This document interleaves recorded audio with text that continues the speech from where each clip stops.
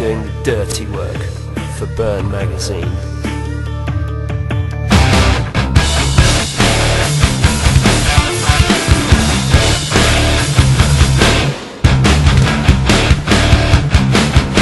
Yo, this is Rick from getAmped here, doing band-on-band interviews at Download 2006. One of Tim and my favourite bands is All American Rejects. Check this out. How's your download been so far?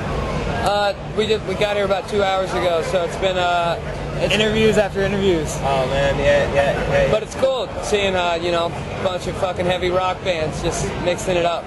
Yeah, I was going to ask, you know, one of the things that you worry about being in a band, and particularly like where we are, we're doing a lot of supports, you know, it's like how you're going to go down and how you're going to fit in on bills, and do you ever like worry about that coming in, you know, like it's got a reputation for like being really heavy, and there's lots of gnarly looking dudes around. We're scared as hell tonight. Yeah, we're a little nervous, but Tool goes on like half an hour before us, so we figure all the scary people will be watching that amazing band, so yeah, cool. We'll get the people who are just either too wasted to walk that far, or you know, the people actually that came out to see us. So for sure.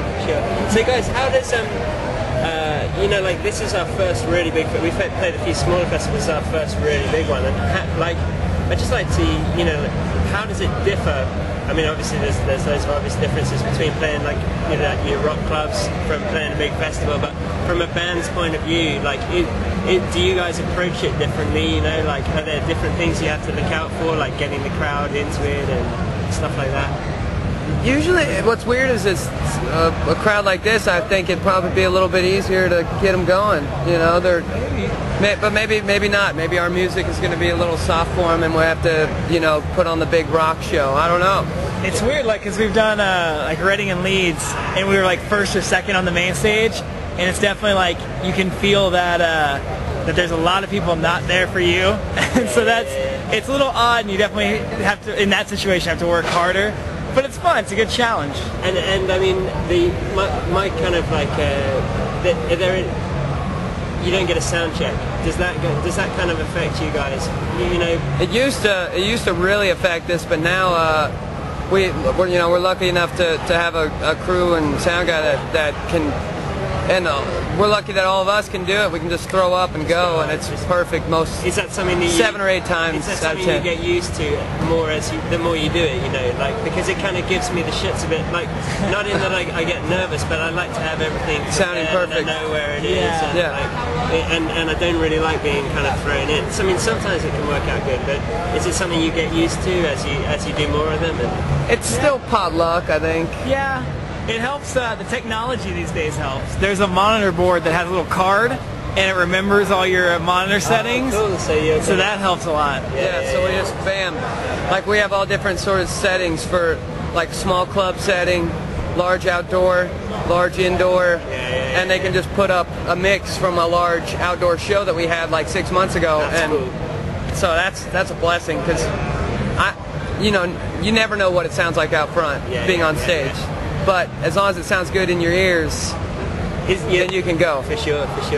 That's one of the big things, I think, that like with the sound always going away from you all the time. You know, in the smaller kind of rock clubs, you're used to kind of getting that kind of slap back off the wall and like really feeling everything you do. Yeah. Does it feel different for you guys up there? Yeah, and there's stages that feel really hollow and really like empty because you don't have that bounce back, and it's awkward, but that's, you know, that's what comes with the big outdoor shows, so you deal with it.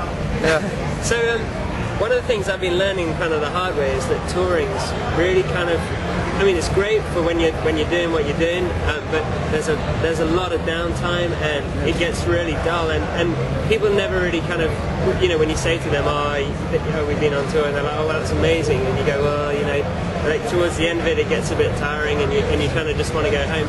Do you guys have any secrets for kind of not burning out and like keeping fresh and like? We wish we probably still have a lot more secrets to probably find out ourselves as well, because we've been out on the road for about 13 months now, and towards the last tour we were starting to get burned a little.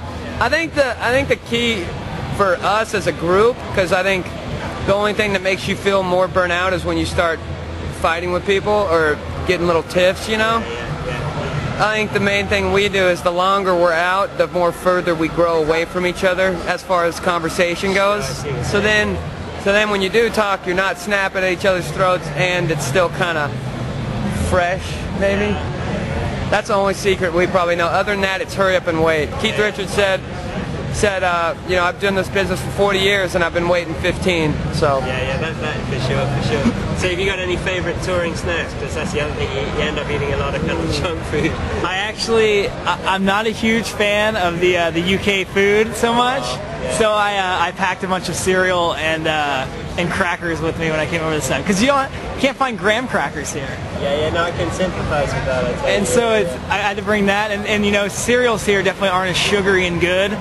No. So you gotta have the stuff that's gonna kill your little kids. So yeah, I brought that. Walking around down the supermarket aisle in the States and thinking, God, it's like about 5 times as long as that. oh yeah, we love our food.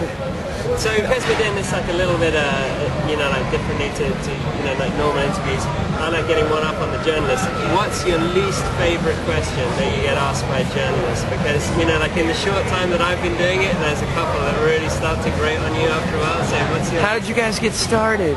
How do you guys get started? Yeah. Being a band that's 2 records deep, I think that one's really annoying. Just because it's like, if they got that interview, shouldn't they have done a little, you know, backstory research maybe? So we did it. We have a song called "Dirty Little Secret."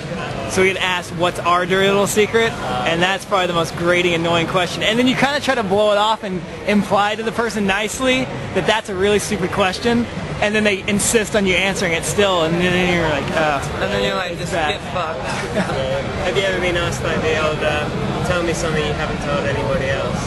That's just the worst fake question in the world. It's just rubbish, isn't it? Because, you know, like if you tell a journalist, you tell everybody. It's like full-on for like the album or the website or something. So I've got like, my last question is a full-on blatant, have you got anything to plug? And plug it now. Go for it, guys. We do. We got a new single coming out here in July. It's for the song "Dirty Little Secret." There's gonna be a 7-inch picture disc, so we're pretty stoked on that. Which it'll be a series of the second series of a picture disc. Yes. Album's out. We're coming back in September, doing a headlining tour of the UK. AA Army is our fan club. Join the AA Army. You can be either a infantry or a sergeant platoon or some shit. Cool. Yeah, we try to be really interactive with our fans, even though we're not really interactive. And buttertheclothes.com. Keep it a secret. Cool, well look, thanks a lot guys, I really appreciate talking to you, really nice. What's the name of your band? We're called getAmped. Okay, and awesome. yeah, have a really great You have a good show, man. Yeah, we're looking forward to it, man, but you know, I've got like the kind of, you know, when you're kind of waiting for a show and you just want to go on, you just kind of like, but like, I've got a whole day and a half, you know? Shit, we feel like we got another day. We have to wait till 10.